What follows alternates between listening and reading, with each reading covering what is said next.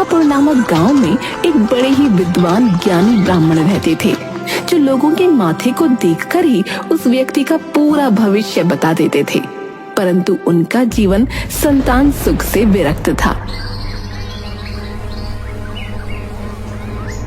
एक दिन ब्राह्मण के घर पर कुछ लोग अपना भविष्य जानने आए थे। यजमान ब्राह्मण से, ब्राह्मण देवता, मैंने अपने जीवन में वो सब कुछ पा लिया जो मुझे चाहिए था, बस कमी है तो एक चीज की। ब्राह्मण ध्यान से उस व्यक्ति के माथे की ओर देखते हैं।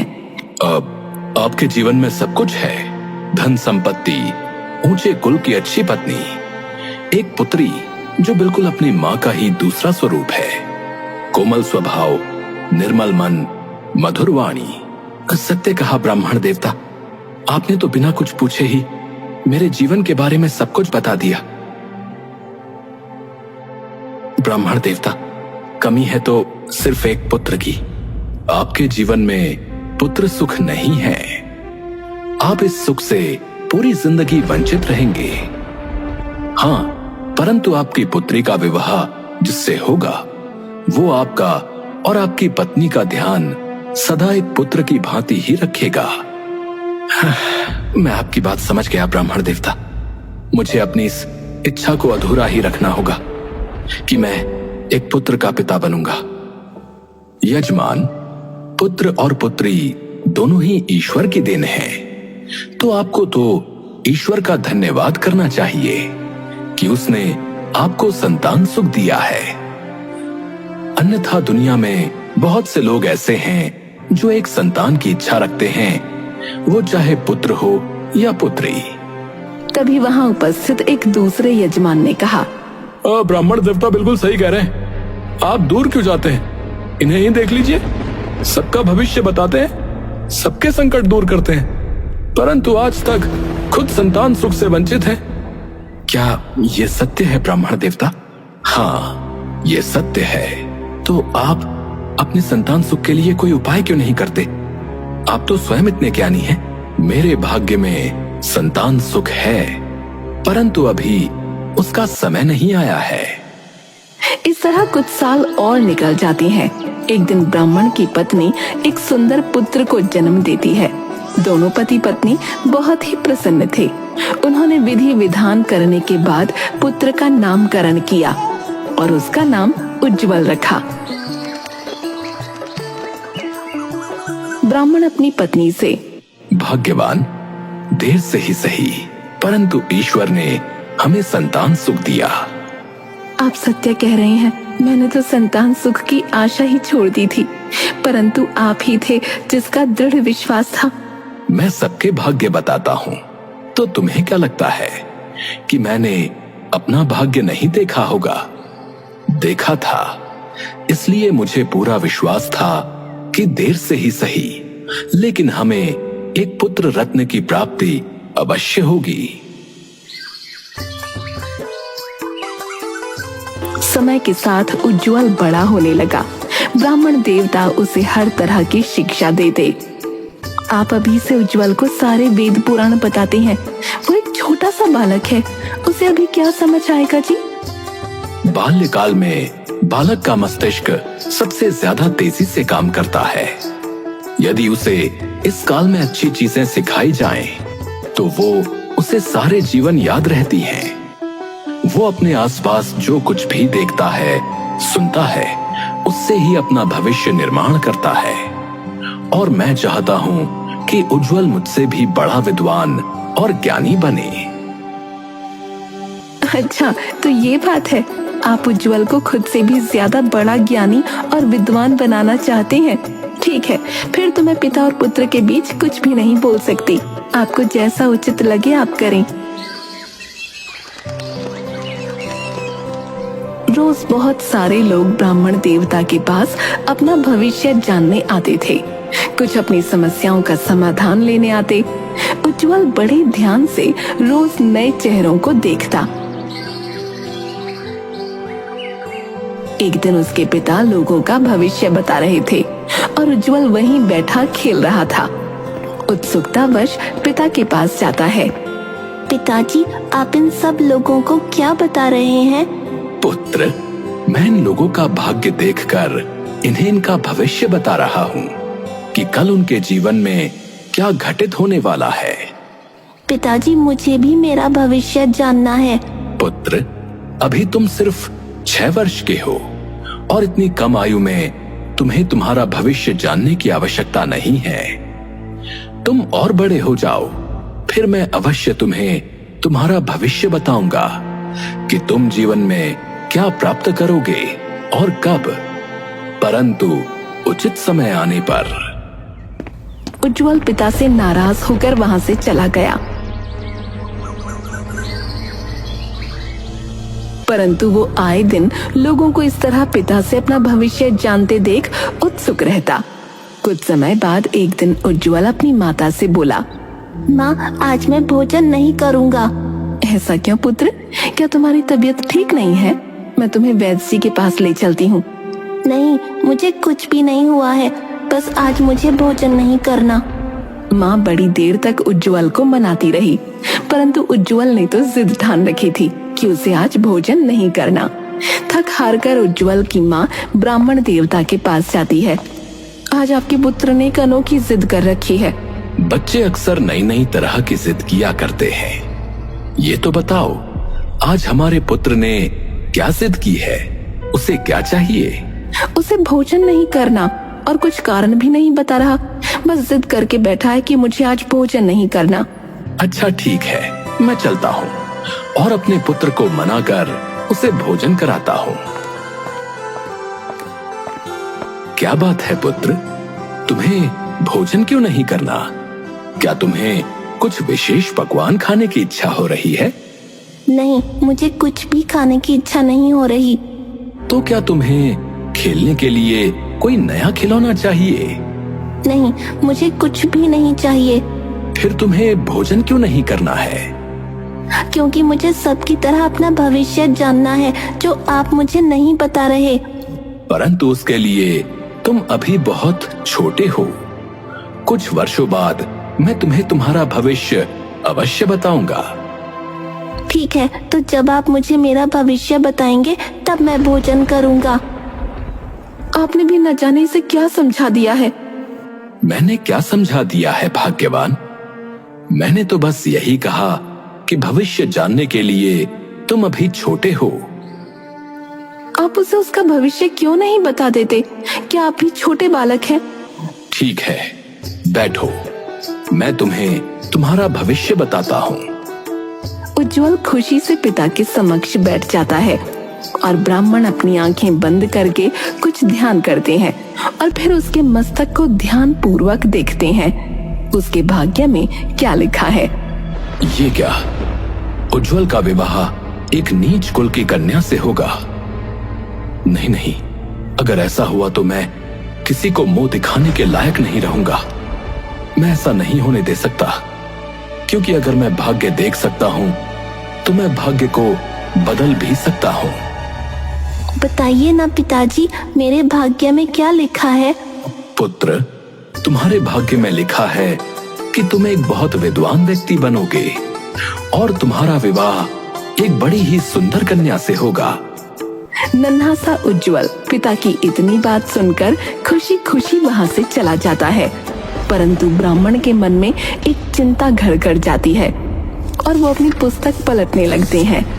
क्या बात है स्वामी, आप थोड़े परेशान दिख रहे हैं। कुछ भी नहीं है, बस एक समस्या का समाधान ढूंढ रहा हूँ इन पुस्तकों में।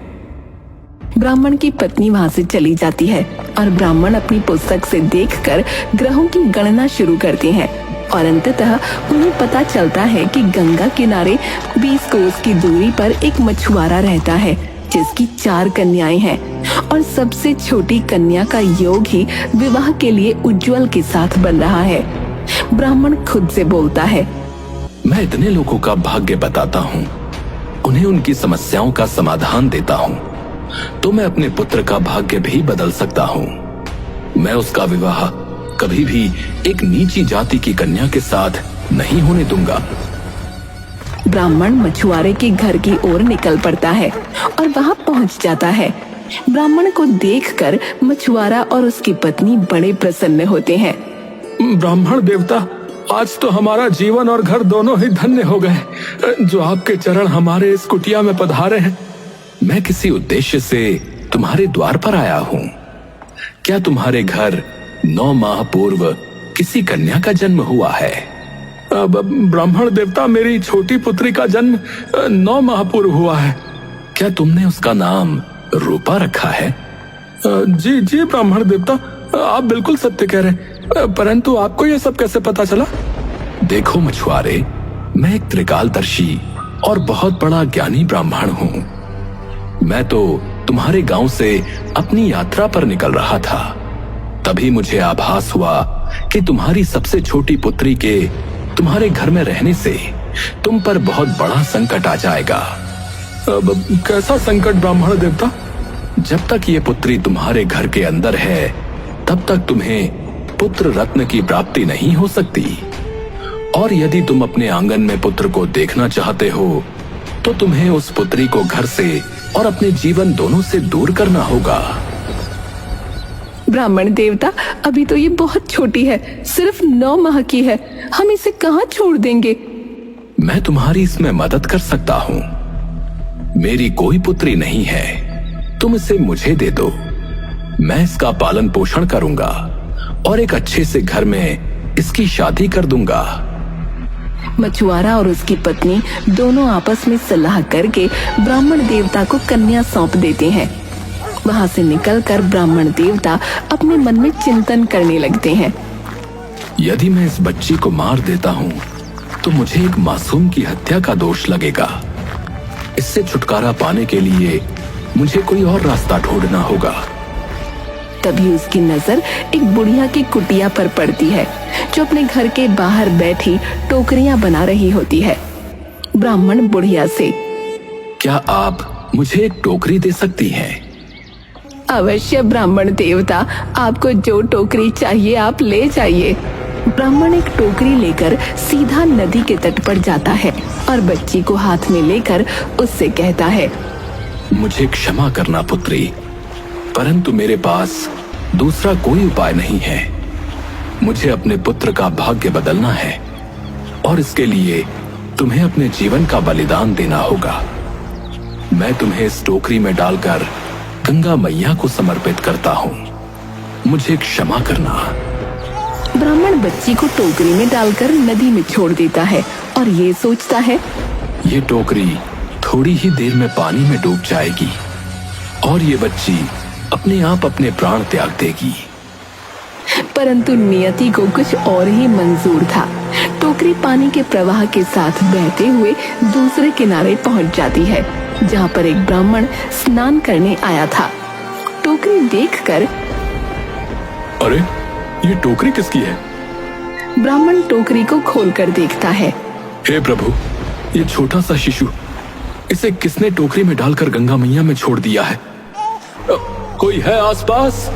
अरे कोई है जो मेरी आवाज सुन रहा है? ये शिशु किसका है? वहां आसपास कोई नहीं था।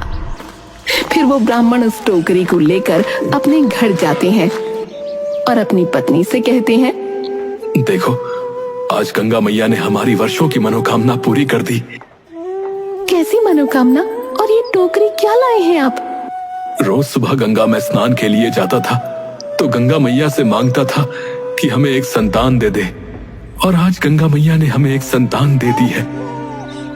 ब्राह्मण अपनी पत्नी को सब कुछ बताते हैं। ये तो किसी तेजस्वी कुल की कन्या लगती है, इसके चेहरे पर एक अलौकिक चमक है। अवश्य किसी ऊंचे कुल की ही होगी, तभी तो गंगा मैया ने इसे अपनी बाहों में संभाल रखा था। नहीं तो इतनी तेज धार में पैर जमाना मुश्किल होता है। और ये बच्ची इस छोटी सी टोकरी में तैरती हुई न जाने कहां से कहां पहुंच गई।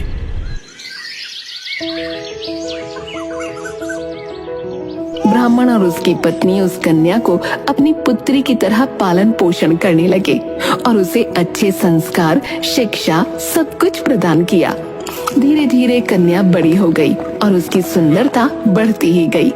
एक दिन ब्राह्मण की पत्नी ब्राह्मण से, अब हमारी पुत्री बड़ी हो गई है, हमें इसका विवाह कर देना चाहिए। तुम सत्य कह रही हो। मैं कल सुबह ही अपनी पुत्री के लिए एक योग्य वर की तलाश में निकल जाता हूँ। ब्राह्मण आसपास के लोगों से अपनी पुत्री के विवाह की चर्चा करने लगते हैं। अब आपकी कन्या के लिए मनकापुर के ज्ञानी रविशंकर जी का पुत्र उज्जवल है। वो लड़का देखने में जितना ही मन को मोहित करने वाला है, उतने ही अच्छे उसके विचार और आचरण हैं। मुझे लगता है आपको एक बार मनकापुर जाकर अवश्य बात करनी चाहिए। ब्राह्मण मनकापुर के लिए निकल जाते हैं और वहाँ पंडित रविशंकर के घर पर उनसे मिलते हैं। प्रणाम गुरुवर। आइए बैठिए। गुरुवर, मेरा नाम शास्त्री हरिओम त्रिपाठी है। मैं गंगा किनारे बनारस से आया हूँ और आपके पास बड़ी उम्मीद लेकर आया हूँ। कहिए ब्राह्मण देवता, आप क्या चाहते हैं? मैं अपनी पुत्री के विवाह के लिए आपके पुत्र का हाथ मांगने आया हूँ। आपकी पुत्री? हाँ गुरुवर, मैंने आपके पुत्र की बहुत चर्चा सुनी है। मेरी पुत्री भी रूपवान, ज्ञानवान और शास्त्रों की ज्ञाता है। मैंने उसे अपने सारे शास्त्रों का ज्ञान दिया है। आपसे अनुरोध है, यदि आपको उचित लगे तो एक बार आप अपने पुत्र के साथ हमारे घर पधारिए। अवश्य अवश्य। हम भी अपने पुत्र के लिए एक अच्छे कुल की कन्या देख रहे थे। हम जल्द ही आपके घर आएंगे। जल्दी पंडित रविशंकर उज्जवल के साथ बनारस पहुंच जाते हैं। उन्हें शास्त्री जी की पुत्री रूपाली बहुत पसंद आती है और दोनों का विवाह तय कर दिया जाता है। सभी बड़े प्रसन्न थे। पंडित रविशंकर ये सोचकर प्रसन्न थे कि उन्होंने अपने पुत्र का भाग्य बदल दिया।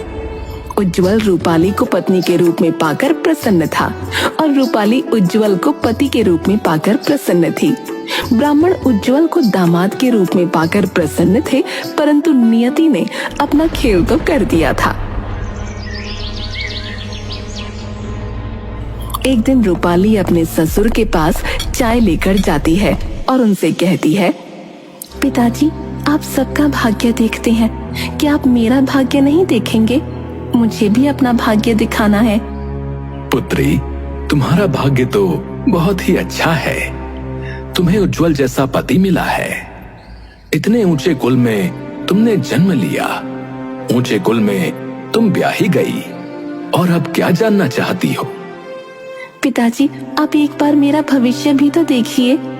ठीक है, बैठो। ब्राह्मण अपनी पोथी निकालते हैं और गणना शुरू कर देते हैं। वो हैरान हो जाते हैं क्योंकि भविष्य देखने के साथ साथ जब उन्हें अपनी बहू का भूत पता चलता है तो उनके पैरों तले जैसे जमीन निकल जाती है। ये तो वही कन्या थी जिसे उन्होंने गंगा में छोड़ दिया था। अब पुत्री, मेरी तबीयत थोड़ी ठीक नहीं लग रही है। मैं तुम्हारा भविष्य किसी और दिन देखूंगा। पिताजी, आप ठीक तो हैं? हाँ हाँ। रूपाली उज्जवल को बुलाकर लाती है। क्या बात है पिताजी, आप बहुत परेशान लग रहे हैं। सब ठीक तो है? रूपाली ने मुझे बताया कि आप उसका भविष्य देख रहे थे। क्या हुआ? उसके भविष्य में कुछ गलत है क्या? हाँ पुत्र, तुमने बिल्कुल सही समझा, परंतु मेरे पास उस विपत्ति का तोड़ है। कैसा तोड़ पिताजी? आप मुझे बताइए, मैं उपाय करूंगा। नहीं पुत्र, उपाय तो मुझे ही करना होगा। ठीक है पिताजी, आप जैसा कहते हैं हम वैसा ही करेंगे। ब्राह्मण रूपाली को उपाय करने के बहाने लेकर दूसरे नगर स्नान के लिए और पूजा के लिए चले जाते हैं। वहां पहुंचकर ब्राह्मण अपने हाथ से एक अंगूठी निकालता है और रूपाली को दिखाते हैं। पुत्री, इस अंगूठी को ध्यान से देखो। रूपाली अंगूठी को हाथ में लेकर देखती है। अब ये अंगूठी मुझे वापस दे दो। ब्राह्मण उस अंगूठी को उठाकर नदी में फेंक देता है। पुत्री, अब जब तक तुम्हें ये अंगूठी वापस नहीं मिलती, तब तक तुम्हें यहीं रहना होगा, क्योंकि बिना इस अंगूठी को हाथ में लिए यदि तुम अपने पति के घर जाओगी तो तुम्हारे पति की मृत्यु हो जाएगी, और यदि तुम अपने पिता के घर जाओगी तो तुम्हारे पिता की मृत्यु हो जाएगी। इसलिए जब तक तुम्हें ये अंगूठी वापस नहीं मिल जाती तुम यहीं पर रहोगी। परंतु पिताजी, मैं यहाँ कैसे रह सकती हूँ, और वो भी अकेले? मेरे पास दूसरा कोई उपाय नहीं है। मैंने तुम्हारे भविष्य में जो देखा है उसे टालने का एक यही तरीका है। इतना कहकर ब्राह्मण वहाँ से चला जाता है और रूपाली वहीं नदी तट पर बैठकर रोती रहती है। तभी वहाँ एक सेठ अपने परिवार के साथ स्नान करने आते हैं। सेठ की बूढ़ी माँ रूपाली को देखकर, पुत्री क्या बात है, तुम इस तट पर अकेले बैठकर क्यों रो रही हो? तुम कौन हो पुत्री? नियति की सताई हुई हो। साफ साफ बताओ क्या बात है पुत्री। रूपाली उन्हें सारी बात बताती है। यदि तुम्हें कोई आपत्ति ना हो तो तुम हमारे साथ चल सकती हो हमारे घर। मेरे पास कोई दूसरा उपाय भी तो नहीं है। रूपाली उस स्त्री के साथ उसकी नौकरानी बनकर उसके घर चली जाती है। वो स्त्री का ध्यान एक माँ की तरह रखती है। उसके कार्य से घर के सभी लोग बहुत प्रभावित होते हैं। दूसरी तरफ ब्राह्मण अपने घर पहुँचते हैं। पिताजी, रूपाली कहाँ है? आपके साथ दिख नहीं रही। पुत्र, जब नदी तट पर रूपाली स्नान के लिए नदी में गई और मैं बाहर बैठकर मंत्रों का उच्चारण कर रहा था, तभी वो नदी में डुबकी लगा रही थी। पहली डुबकी लगाकर तो वो बाहर निकली, परंतु दूसरी डुबकी के समय जब वो अंदर गई तो नदी से बाहर ही नहीं निकली। क्या आप क्या कह रहे हैं पिताजी? बाहर नहीं निकली नदी से? मतलब आप कहना क्या चाहते हैं?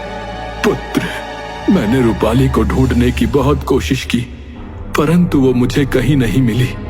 मुझे लगता है शायद नदी के किसी बड़े जीव ने उसे अपना आहार बना लिया, क्योंकि मैं पूरे 2 दिनों तक तट पर बैठा रहा, परंतु मुझे ना ही रूपाली मिली और ना ही उसकी कोई निशानी।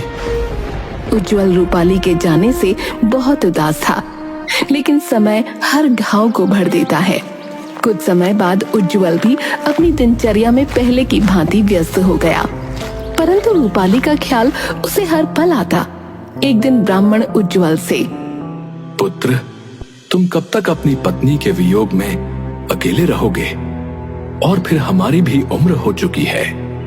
क्या हम दोनों बिना पोते पोतियों का मुंह देखे ही इस दुनिया को त्याग देंगे? पिताजी, रूपाली के सिवाय मैं किसी और से विवाह नहीं कर सकता।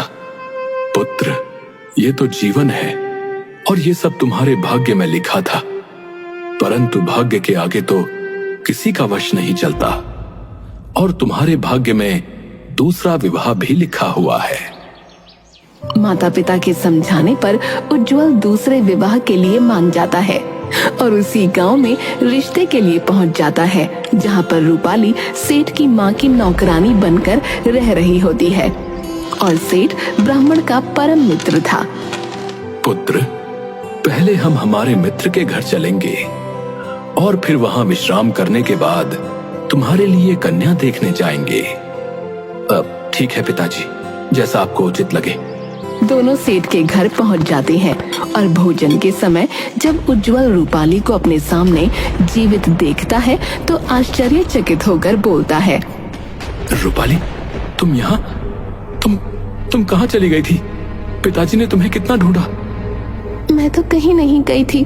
पिताजी ने ही मुझे कहा था कि जब तक वो अंगूठी वापस नहीं मिलती मैं घर वापस नहीं आ सकती, अन्यथा आपके प्राण चले जाएंगे।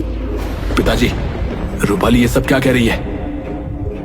मुझे माफ कर दो पुत्र, मुझसे बहुत बड़ी गलती हो गई। मैं भविष्य का ज्ञाता होने के साथ साथ खुद को ईश्वर से बड़ा समझने लगा था और तुम्हारा भाग्य बदलने चला था। मुझे आपकी कोई बातें समझ में नहीं आ रही हैं। क्या आप मुझे साफ शब्दों में बताएंगे कि ये सब क्या है? ब्राह्मण शर्मिंदगी से अपना मस्तक नीचे झुकाए हुए बैठे रहते हैं। ब्राह्मण सबके सामने सारी बातें बताते हैं। ब्राह्मण रूपाली और उज्जवल दोनों से ही माफी मांगते हैं। उज्जवल और रूपाली अपना जीवन हंसी खुशी व्यतीत करने लगते हैं और ब्राह्मण देवता उस दिन के बाद भविष्य देखना छोड़ देते हैं।